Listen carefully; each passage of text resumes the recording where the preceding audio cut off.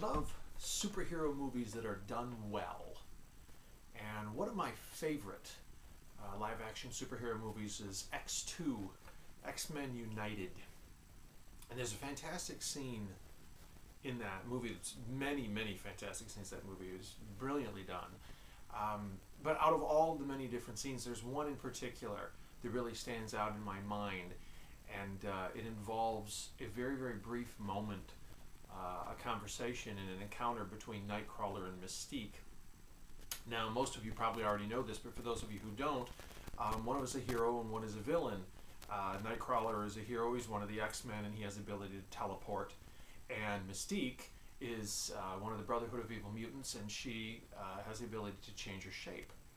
Now, both of them have blue skin, and you can tell instantly when you look at them in the movie that they are mutants. And Nightcrawler is drawn to her, probably because of the hue of her body. And he says to her in that thick German accent, they say you can imitate anyone, even their voice. And Mystique responds in perfect mimicry of him, even their voice. And he says, then why not stay disguised all the time, Look like everyone else. She walks away from him with one simple phrase, because we shouldn't have to. And no other scene in the movie resonates with me with quite the same intensity as that moment between Nightcrawler and Mystique.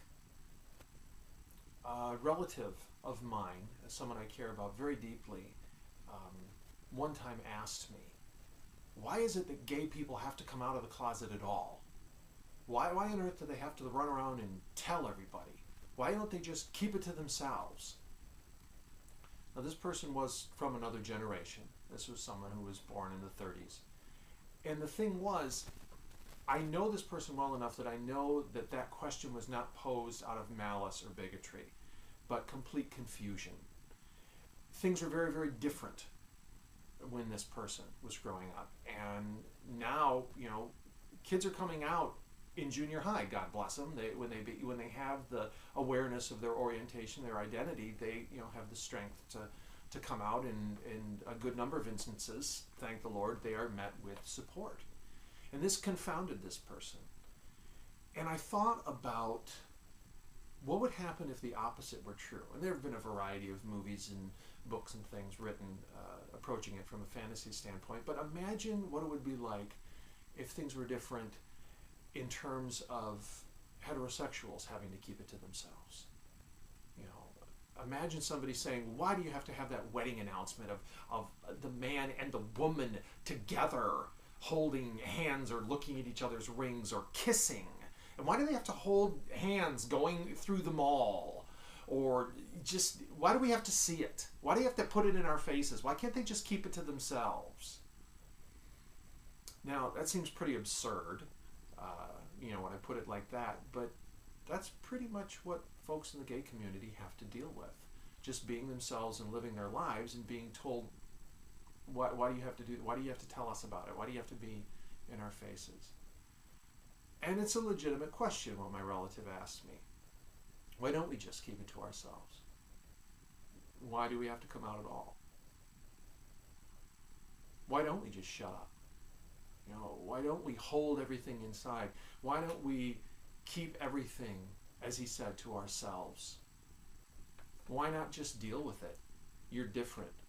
Why not hold in this enormously important and vital part of your own identity? Keep it from the people you care about. Keep it from your friends. Keep it from your family.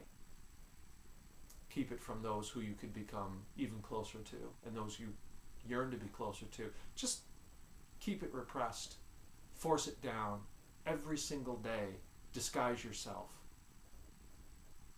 Hold everything in and be constantly on your guard so that nobody catches on to your secret identity.